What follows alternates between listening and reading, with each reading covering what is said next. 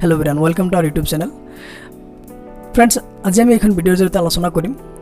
NGO বা society বা trust বা ক্লাবৰ বা কোম্পানী ৰেজিষ্ট্ৰেচনৰ কাৰণে আমি কি কি নিয়মাৱলী গাইডলাইনছ বা ৰুলছ এণ্ড ৰেগুলেশ্যন ফলো কৰিব লাগে বা অথৰিটিক সাবমিট কৰিব লাগে সো আমি কেনেদৰে হেখিনি ড্ৰাফটিং কৰিম তাৰ বিৱৰণ আমি আজি এইখন ভিডিওৰ জৰিয়তে আলোচনা কৰিম সো যেনেকৈ আপোনালোকে সবে গম পায় আমাৰ এইখন চেনেলৰ জৰিয়তে টাইম বাই টাইম আমি NGO বা সোসাইটি বা ক্লাব ৰেজিষ্ট্ৰেচনৰ ডিটেইলছ প্ৰসেছৰ ইনফৰমেশ্যন খিনি আমি প্ৰভাইড কৰোঁ ঠিক সেইদৰে ডিটেইলছ খিনি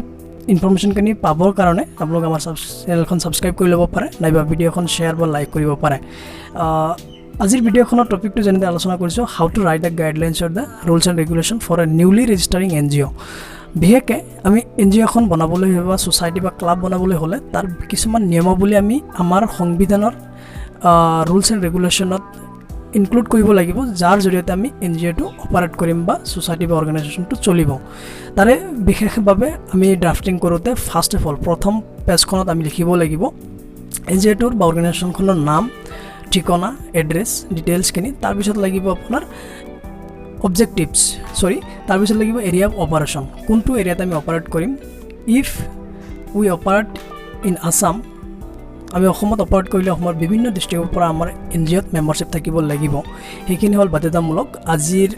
কেইবাদিন আগতে হেখিনি আপডেট হৈছে আগত নালাগিছিল আৰু তাৰ পিছত থাকিব এইমছ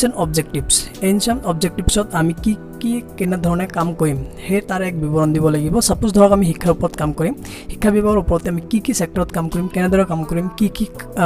প্ৰগ্ৰাম বা সেমিনাৰ কেনেকৈ কৰিম তাৰ সবিশেষ বিৱৰণ দিব লাগিব যাৰ কাৰণে নেকি অথৰিটি এৱাৰ হৈ থাকিব যে এইখন NGOৰ দ্বাৰা এইবিলাক কাম হৈ আছে তাৰ পিছত লাগিব মেম্বাৰশিপৰ ডিটেইলছ খিনি আপুনি মেম্বাৰশিপ কেনেদৰে এড কৰি আছে মেম্বাৰৰ কাৰণে কি কি যোগ্যতা ৰাখিছে বা মেম্বাৰৰ ফিজ কিমান তাৰ এক বিৱৰণ দিব লাগিব তাৰ পিছত থাকিব প্ৰসেছৰ অফ জেনেৰেল মিটিংত আপুনি কেনেদৰে কি কি বস্তু ৰেজুলেশ্যন ল'ব প্ৰস্তাৱ ল'ব কেনেদৰে জেনেৰেল মিটিংটো আৰম্ভণি কৰিব মাহেকত বা বছৰিকত কেইবাৰ আৰম্ভ কৰিব কোনে মিটিংখন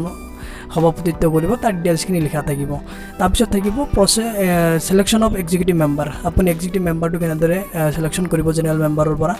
তাৰ এক বিৱৰণ দিব লাগিব তাৰ পিছত কিমান দিন মূৰে আপুনি মিটিং পাতিব অৰ্গানাইজেশ্যনৰ প্ৰস্তাৱ বা নতুন গাইডলাইনছ বিলাক ল'বলৈ তাৰ এক বিৱৰণ দিব লাগিব তাৰ পিছত আপোনাৰ কেপিটেল বা ফান্ড কেনেদৰে পাব বা কি উপায়েৰে আপোনালোকে NGO টো অপাৰেট কৰিব ফান্ডিং বা কেপিটেল কেনেকৈ পাব তাৰ এক বিৱৰণ দিব লাগিব পাব্লিক ফান্ডিং হ'ব পাৰে ডোনেশ্যন হ'ব পাৰে নাইবা গভৰ্ণমেণ্ট ফান্ডিং হ'ব পাৰে তাৰে ডিটেইলছ দিব লাগিব তাৰ পিছত দিব লাগিব ইউটিলাইজেশ্যন অফ ফান্ড আপোনালোকে ফান্ডখিনি পোৱাৰ পিছত কেনেদৰে ইউটিলাইজ কৰিলে কি কামত খটাব তাৰ এক বিৱৰণ দিব লাগিব তাৰ পিছত দিব লাগিব আপোনালোকৰ বেংক একাউণ্টৰ ডিটেইলছ বেংক একাউণ্টটো কোনে অপাৰেট কৰিব আৰু বেংক একাউণ্টৰ পৰা এ টু জেড অডিট কাৰণে এজন অডিটৰ লাগিব নেশ্যনেলাইজ বেংকত বেংক একাউণ্ট ৰাখিব লাগিব তাৰ এক বিৱৰণ দিব লাগিব প্ৰেচিডেণ্ট নাইবা ছেক্ৰেটাৰী জইণ্টলি অপাৰেট কৰিব পাৰিব তাৰপিছত দিব লাগিব কিছুমান সাংবিধানিক SR Act XXI 1860 আণ্ডাৰত কিছুমান গাইডলাইনছ নীতি নিয়ম অলৰেডি ইনক্লুডিং আছে তাত আমি চেঞ্জ কৰিব নোৱাৰিম হেখিনি আমি এজ ইট ইজ ৰাখিব লাগিব ডিজুলেশ্যনছ নাইবা লিগেল প্ৰচিজাৰ কেনেকৈ হ'ব কিবা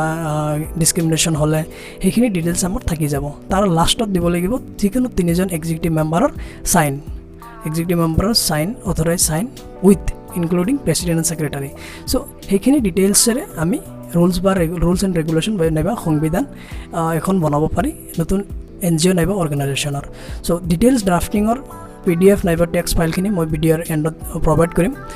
এণ্ডলৈকে চাই থাকিব লগতে ভিডিঅ'খন চোৱাৰ কাৰণে বহুত বহুত ধন্যবাদ আমাক ছাপোৰ্ট কৰিবলৈ ছাবস্ক্ৰাইব কৰি ল'ব থেংক ইউ ছ' মাছ